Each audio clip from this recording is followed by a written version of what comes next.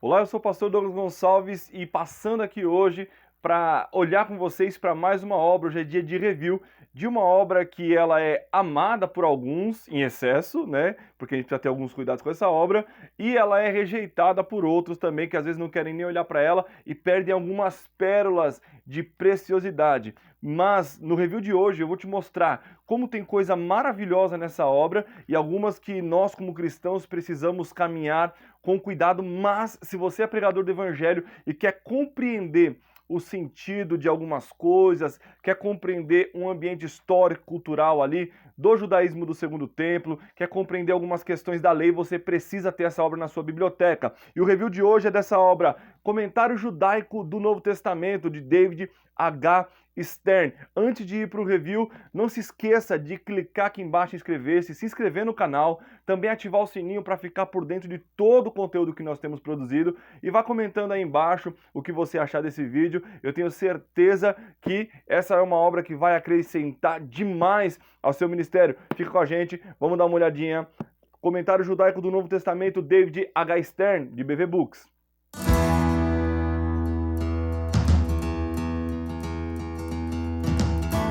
Comentário Judaico do Novo Testamento, de David H. Stern. Lembrando que você encontra essa obra também lá no nosso site, livrariaculturabiblica.com.br.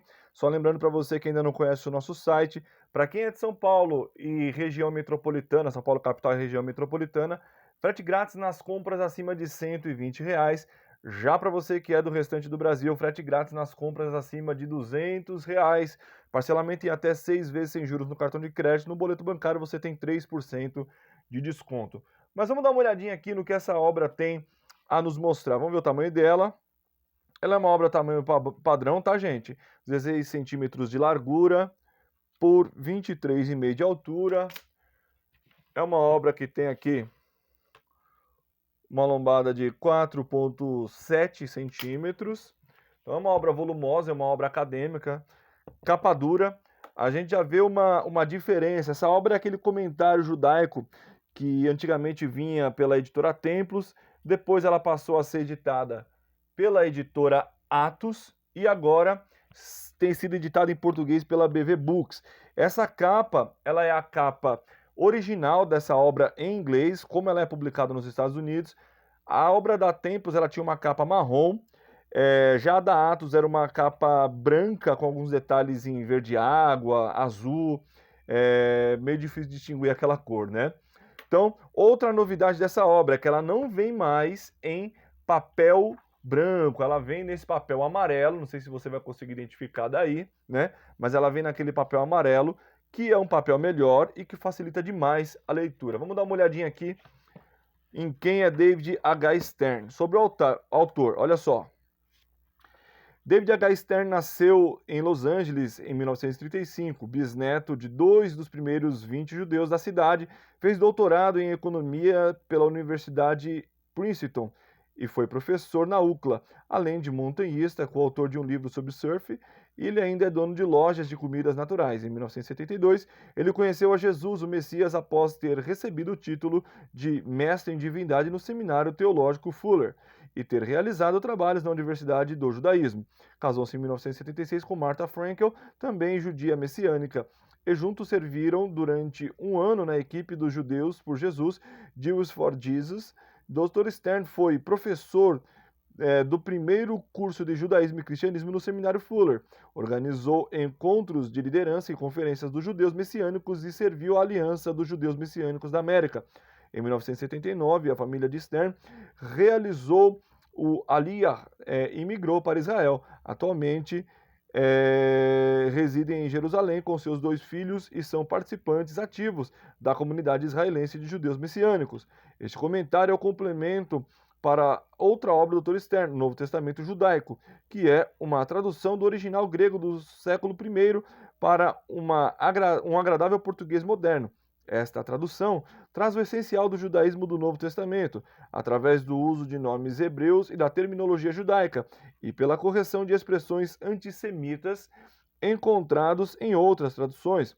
O comentário judaico do Novo Testamento apresenta verso a verso questões judaicas levantadas no Novo Testamento, questões que os judeus têm sobre Yeshua, o Novo Testamento e o cristianismo, questionamentos dos cristãos sobre o judaísmo e as raízes judaicas de sua fé, e questões dos judeus messiânicos sobre o seu papel e sua identidade. Nós vemos aqui também que é uma obra que tem 910 páginas de comentário. Vamos dar uma olhadinha agora como ela é por dentro aqui. Vamos ao que interessa, ao que vocês querem ver. Aqui nós temos uma folha de rosto também, ficha catalográfica, como toda a obra traduzida, né? Impressa aqui na Editora Geográfica pela BV Books. Aqui nós temos um sumário. Deixa eu aproximar para vocês verem. Então, olha só. As boas novas de Yeshua, o Messias, contadas por Mateus, Marcos, Lucas e Yohanan, João. Então, quando você observar algum livro, alguma carta escrita por um discípulo que era judeu, né, nós sabemos que Marcos e Lucas não eram judeus, então por isso que está o nome gentil deles aqui, tá bom? Então, olha só. Atos dos emissários de Yeshua, o Messias. As cartas de Shaul, o emissário de Yeshua, às comunidades messiânicas. Romanos, 1 e 2 Coríntios, Gálatas, Efésios, Filipenses, Colossenses, 1 e 2 Tessalonicenses. E aí nós temos aqui também, já na outra página, 1 e 2 Timóteo, Tito e Filemon. As cartas gerais, né? Judeus messiânicos hebreus.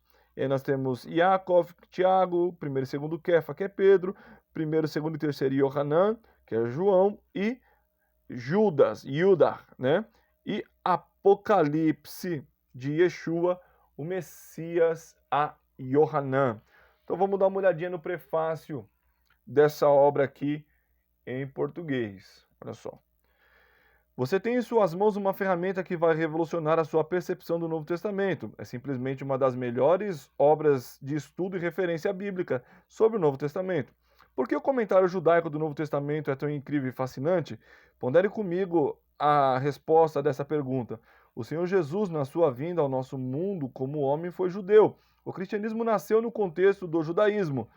Como a nova aliança de Deus para com os homens, mas cumprindo a velha aliança e não abolindo-a. Os apóstolos e escritores do Novo Testamento eram judeus. Então, o que poderia ser melhor para entender o Novo Testamento do que vê-lo explicado por um judeu que crê no Senhor Jesus como Messias e Salvador, e no Novo Testamento como a palavra de Deus, pois, sendo judeu ao mesmo tempo crendo no Senhor Jesus, o autor do comentário judaico do Novo Testamento, David Stern, consegue explicar de um jeito profundo e esclarecedor as Escrituras de uma forma empolgante. Ele explica muitas nuances do Novo Testamento, extraindo pepitas de ouro do contexto judaico que antes passariam despercebidos facilmente. Recomendo a todos que levam a sério o estudo do Novo Testamento que tenham uma cópia desse comentário superlativo. Será de ajuda tanto para o judeu que quer estudar e entender melhor o Novo Testamento, como para o gentio ou não judeu. A visão do comentário é de respeitar quem somos e nossas convicções. Nós temos o restante desse prefácio, que é: encorajo a você a estudar mais uma vez o Novo Testamento, com esse maravilhoso comentário ao lado. Tenho certeza que Deus vai usá-lo para dar-lhe uma compreensão mais profunda da sua palavra. Essa obra vai lhe inspirar a estudar com novos olhos as Escrituras Sagradas e a aplicar as verdades da palavra na sua vida. Tenho certeza que você vai ser profundamente tocado e inspirado pelo Espírito Santo de Deus, né? Cláudio Rodrigues, diretor executivo da BV Books. Aqui nós temos um versículo que é: estude para apresentar-te aprovado a Deus como obreiro de que não tem de que se envergonhar, dividindo corretamente a palavra da verdade, né? E aqui nós temos uma introdução, onde ele vai explicar o que é o comentário judaico do Novo Testamento e qual o seu propósito. Comentário judaico do Novo Testamento lida com assuntos judaicos que confrontam leitores do Novo Testamento, questões que os judeus têm a respeito de Yeshua, o Novo Testamento e o cristianismo, questões que os cristãos têm sobre o judaísmo e as raízes judaicas da fé, e questões que os judeus messiânicos têm sobre ser tanto judeu quanto messiânico. É um volume que acompanha o Novo Testamento judaico. Minha tradução do Novo Testamento original grego para o inglês, feita para extrair a essência de seu judaísmo, né? Um comentário desperta a consciência. Quase todo mundo se aproxima do comentário do Novo Testamento com opiniões pré-concebidas sobre assuntos judaicos. Geralmente isso acontece porque por não os ter examinado, e às vezes ocorre por causa do preconceito ou do treinamento a que se foi submetido na infância. Em qualquer um dos casos, meu objetivo com o comentário judaico do Novo Testamento é fornecer às pessoas mais informações acerca dos assuntos judaicos do Novo Testamento e, assim, torná-las capazes de chegar a novas conclusões sobre eles. Vamos dar uma olhadinha aqui. Aí ele vai falar um pouquinho do projeto aqui na página anterior, que tipos de comentários estão no comentário judaico do Novo Testamento, que vai utilizar a sigla CJNT. Aborda diversos comentários, diversos temas, alguns temas mais familiares, outros menos, para atingir seus propósitos. Entre eles estão notas históricas, explicando a situação do escritor dos leitores originais e dos assuntos da passagem, com foco na cultura judaica em particular. Então, isso é uma coisa muito importante e que esse comentário ajuda demais. Isso é um ponto extremamente positivo.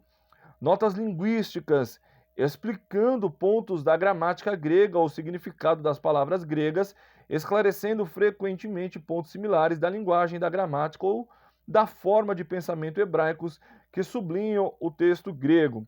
Notas exegéticas, explicando o que a passagem quer dizer. Às vezes elas ocorrem porque o texto não está claro para o leitor, que não conhece o contexto original, mas frequentemente as escrevo porque o texto geralmente é mal compreendido pelos cristãos, pelos judeus ou por ambos.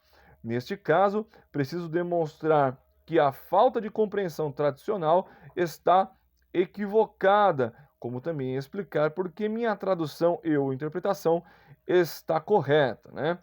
Então, outra nota importante aqui, notas ressaltando a maneira de pensar dos escritores judeus. Então, isso é muito importante também, é uma coisa a ser lida. Então, ele vai fazer aqui alguns paralelismos com literatura judaica, assuntos judaicos modernos, assuntos teológicos despontando do diálogo judeu-cristão, né? Então, muito interessante. Aqui também nós temos uma parte em que eles corrigem alguns erros que estavam nas antigas versões, corrigindo os erros do Novo Testamento judaico. O CJNT aponta erros nas edições anteriores do NTJ, e além de problemas de impressão, e os corrige na nota apropriada. Veja também o parágrafo 7 da seção 5 a seguir, né? Ele vai fazer um paralelo aqui também sobre o comentário, né? Esse comentário judaísmo do Novo Testamento. Vamos dar uma olhadinha aqui. Ele tem bastante coisa aqui para te ensinar como utilizar também, ó, extraindo o máximo do comentário judaico. Então é interessante observar isso aqui também, tá, gente? Pra gente, até porque tem algumas coisas que, como cristãos, nós não cremos, né? Mesmo como judeus messiânicos, né? Nós temos algumas diferenças aí em termos de aplicação que a gente vai ver num comentário que eu vou ler de Mateus aqui. Mas é um comentário, como disse o Cláudio no prefácio, superlativo, gente. Ele é muito bom. Então é importante você ler isso aqui para saber como utilizar. Uma coisa que é muito interessante nesse comentário, olha só, profecias do Taná, né? O Taná, ele é o Antigo Testamento judaico, né? Não é apenas a Torá é apenas o Pentateuco. O Taná engloba, muito como quando Jesus fala nos Salmos, na Lei e nos Profetas, né? O Taná, ele contempla todo o Antigo Testamento. Profecias do Taná cumpridas por Yeshua, o Messias. Uma lista com 54 profecias do Taná sobre a primeira vinda do Messias como passagens do Novo Testamento, mostrando como Yeshua as cumpriu. Dos cerca de 50 falsos messias conhecidos na história judaica, nenhum cumpriu mais do que algumas. Ele cumpriu todas. Infelizmente, a lista contém erros nas 3 primeiras edições em inglês, com capa de papel, e na primeira edição com capa dura. Por favor, faça as correções como se segue, né? Então ele vai mostrar aqui também, ele já tem um quadro aqui para você conferir também, né? E prestar bastante atenção nessa questão do cumprimento das profecias, né? Utilizando o Novo Testamento judaico. Então isso tudo aqui é muito importante nós lermos, tá, irmãos? Olha só, vamos lá, vamos ver um comentário aqui. Mateus 5,17, né? Vamos ver o que ele defende aqui sobre o cumprimento da lei. Não pense que vim abolir a Torá ou os profetas. Não vim abolir a Torá, mas completar, para tornar pleno o seu significado. A palavra hebraica Torá, literalmente ensinamento ou doutrina, é a versão tanto da Septuaginta quanto do Novo Testamento para a palavra grega nomos, que significa lei. O idioma grego teve uma influência mais direta e penetrante no português e em outras línguas modernas do que o hebraico, e é por isso que a maioria dos idiomas fala-se sobre a lei de Moisés em vez de o ensinamento de Moisés. Também isso é parte da razão pela qual os cristãos equivocadamente passaram a considerar a Torá como tendo um caráter legalista. No judaísmo, a palavra Torá pode significar Humash, o Pentateuco, os 5 livros de Moisés, ou Humash mais os profetas e os escritos, ou seja, o Taná, conhecido pelos cristãos como o Antigo Testamento, ou isso mais a Torá oral, que inclui o Talmud e os materiais legais, ou isso mais todas as instruções religiosas dos rabinos, incluindo materiais éticos e homiléticos. Aqui tem o primeiro significado, uma vez que os profetas são mencionados separadamente, né? Então ele vai falar aqui, ele vai te dar todo esse desenvolvimento. Os profetas, a palavra profetas, né? Refere-se à segunda das 3 principais partes do Taná. Ao mencionar tanto a Torá quanto os profetas, Yeshua está dizendo que ele não veio modificar ou substituir a palavra de Deus, o Taná. Compare Lucas 24, 44, 45. Completar a palavra grega para completar é plerosai, literalmente encher. A teologia da reposição, que erroneamente ensina que a igreja substituiu os judeus como o povo de Deus, compreende esse versículo de 2 modos equivocados, né?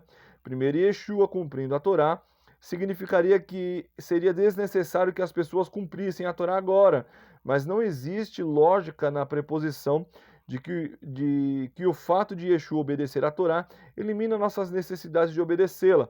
De fato, Paulo, cujo objetivo em sua carta aos Romanos é estabelecer a obediência da fé, em Yeshua ensina que essa fé não abole a Torá, mas confirma, né? E aqui a gente tem alguns problemas interpretativos, né? Porque ele é um judeu messiânico, gente. Então, esse é um comentário que eu quis pegar para vocês verem como ele vai tratar essa parte. Ele vai defender enfaticamente o cumprimento da Torá, mas é muito legal algumas questões. Então, por exemplo, você pode ter um outro comentário para te apoiar, né? Um comentário totalmente cristão, especialmente protestante, se você tiver, isso é muito importante, para você conseguir fazer essas relações e aproveitar desse material o que ele tem realmente de muito bom e muito importante. Eu vou mostrar uma coisa interessante aqui em João capítulo 7. Outra coisa, olha só, para nós que estamos acostumados com comentários bíblicos cristãos, nós sabemos que nos comentários já tem aquela introdução, né? Quem escreveu, por quem escreveu, para quem escreveu, né? Dando também o contexto histórico, pano de fundo. Já nesse comentário você não tem, né? Você parte direto para os capítulos e versículos. Olha aqui, isso é muito interessante, muito legal nesse comentário. A festa de Sukkot em Judá, né? Moradas temporárias. Quando os homens judeus deveriam ir para Jerusalém, conforme Levíticos e Números, Deuteronômio também, né? Prescrevem detalhes da festa do Sukkot. Ela começa no 15º dia de Tisri, 5 dias após o Yom Kippur, o dia da expiação, e dura 7 dias, com o 8º dia do Shemin Atzeret, um dia adicional de descanso. Isso significa que ela vinha durante o final de setembro ou outubro. As famílias construíam cabanas com folhas de palmeira, parcialmente abertas para o céu, para relembrar a providência de Deus com Israel durante 40 anos de peregrinação no deserto e vivendo em tendas. A festa também celebra a colheita, que chega no final do verão, e assim, essas ocasiões de ações de graças, os puritanos que levam o Antigo Testamento mais a sério que muitos cristãos, comemoram o feriado americano de ação de graças após a festa dos tabernáculos. Para observar a festa, as pessoas levavam ao templo um etrog, uma cidra, uma fruta cítrica representando o fruto da terra prometida, e balançavam as folhas de lulav, palmeira, murta e salgueiro juntas. Hoje o mesmo é feito nas sinagogas. A festa está praticamente ligada ao destino dos gentios, pois Zacarias escreve: acontecerá que todos os que restarem de todas as nações que vierem contra Jerusalém subirão de ano em ano para adorar o rei Adonai dos exércitos e para celebrarem a festa do Sucote. E acontecerá que, se algumas das famílias da terra não subir a Jerusalém para adorar o rei Adonai dos exércitos, não virá sobre ela a chuva. E se a família dos egípcios não subir nem vier, não virá sobre ela a chuva. E virá sobre eles a praga, com que Adonai ferirá os gentios que não subirem a celebrar a festa do Sucote. Este será o castigo do pecado dos egípcios e o castigo do pecado de todas as nações que não subirem a celebrar a festa do Sucote, Vamos dar uma olhadinha aqui num outro ponto também. Então, essa parte, irmãos, é o ponto alto. Tem muita coisa boa aqui, mas essa questão histórica e cultural, para você compreender, é a questão das festas, para você, se você quiser olhar ali sobre a celebração dos casamentos, como as bodas de Caná da Galileia, esse ponto é sensacional. É um dos melhores materiais que nós temos em português para você utilizar dessa forma. Então, olha só, vamos ver aqui Romanos também, quando Paulo fala, que o judeu não é exteriormente, mas ele fala aqui, olha só, porque o judeu de verdade não é apenas exteriormente judeu. Aqui, quando estão 4 interpretações possíveis, em minha opinião, Shaul discordaria da primeira e concordaria com a ideia da segunda e da terceira, mas diria que nesta passagem ele se refere à quarta, Então ele vai dar 4 interpretações sobre essa passagem, Então, isso é muito interessante também, Nascer em uma família judaica não faz da pessoa um judeu, Nascer em uma família judaica não garante que a pessoa será um bom judeu, um judeu de verdade, alguém que louva a Deus. Terceiro, o judeu de nascença que faz de sua judeidade um espetáculo não está se portando do modo como um judeu deveria. Ele não é um bom judeu. Um judeu de verdade, alguém que louva a Deus. Quarto, o judeu de nascença faz de sua identidade um espetáculo, não é um judeu absoluto, Mas na verdade o que Paulo está falando é que para a fé a circuncisão pouco importa, tá, gente? Eu pretendo gravar alguns vídeos acerca da lei, o cumprimento dela no Novo Testamento, como isso funciona para nós que somos cristãos. Mas é um comentário muito bacana, gente, é muito bom, Para algumas coisas que nós temos carência, às vezes, de saber. E assim, também é uma coisa que é importante, nós precisamos ler também o que nós discordamos, Então você aproveita o que é bom do material. Pois aquilo que a Torá, entendida aqui claramente no sentido de um simples conjunto de palavras, não poderia fazer por si mesma, por lhe faltar poder para fazer a velha natureza, a carne, cooperar, Deus o fez. Todo o poder está em Deus, e ele o fez o que seus próprios ensinos, instruções e ordens não poderiam fazer por si mesmo, a enviar o próprio Filho como ser humano, com uma natureza exatamente semelhante à nossa. Literalmente, ao enviar seu próprio filho na forma da carne do pecado, embora Yeshua tenha sido um ser humano e tido uma natureza verdadeiramente humana, do grego sarx, carne, sua carne ou natureza não era igual a todos os humanos, porque ela não tinha pecado.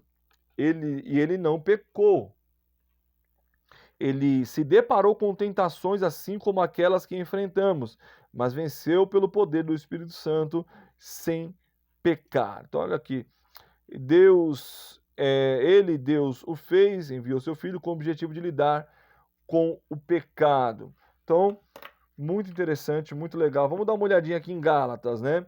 Gálatas, principalmente quando está falando, tem ali uma tensão, né, entre lei e graça em Gálatas, né? Então, mas eu achei que algumas coisas que ele colocou, eu achei muito interessante. Em Gálatas. Abraham é o arquétipo por excelência de quem confiou e foi fiel. Shaul escolhe precisamente porque existia uma enorme probabilidade dos judaizantes o terem como seu herói e exemplo. Aqui estão os três de suas questões que são abordadas por Shaul nestes versículos.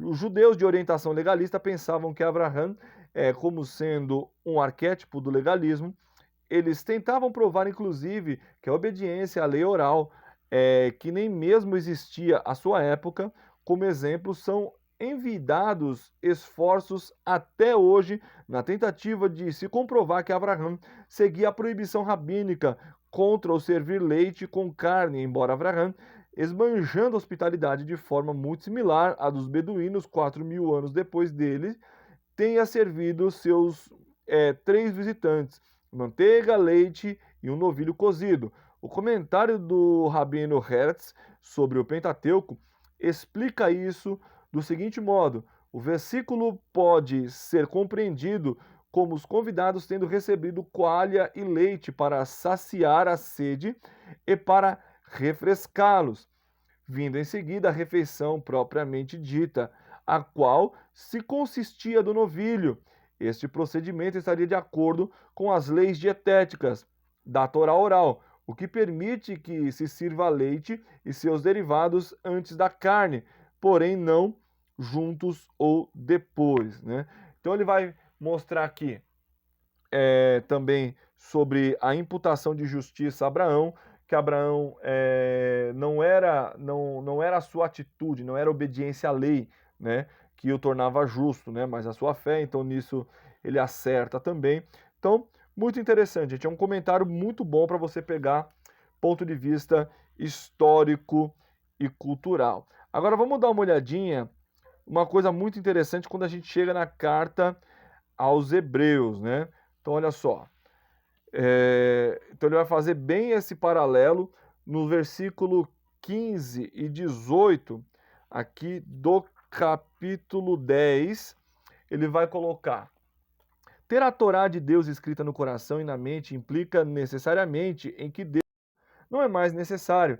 Portanto, os leitores desta pregação deveriam se libertar da compulsão de oferecer sacrifícios de animais como ofertas pelos pecados, e, em vez disso, estar plenamente seguros da eficácia do sacrifício do próprio Yeshua em favor deles. Nós, em nossa cultura moderna, não temos esse tipo de compulsão. No entanto, também precisamos estar certos da necessidade do sacrifício de sangue pelo pecado e seguros de que o sacrifício de sangue de Yeshua cumpre essa exigência. Portanto, o principal argumento do autor está completo.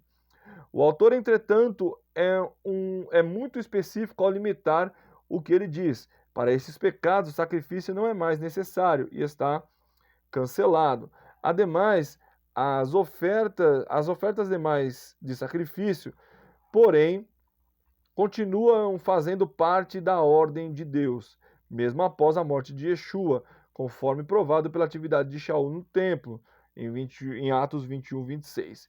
Seus próprios sacrifícios e ofertas, dos quais ele mesmo fala a respeito em Atos 24, 17, com a destruição do templo, as ofertas de sacrifício se tornaram impossíveis, mas se o templo for reconstruído, as ofertas de gratidão e de alimentos de louvor podem voltar a ser apresentadas. O autor desta carta não proclama o fim do sistema de sacrifício por inteiro, mas apenas o fim dos sacrifícios de animais pelos pecados, né?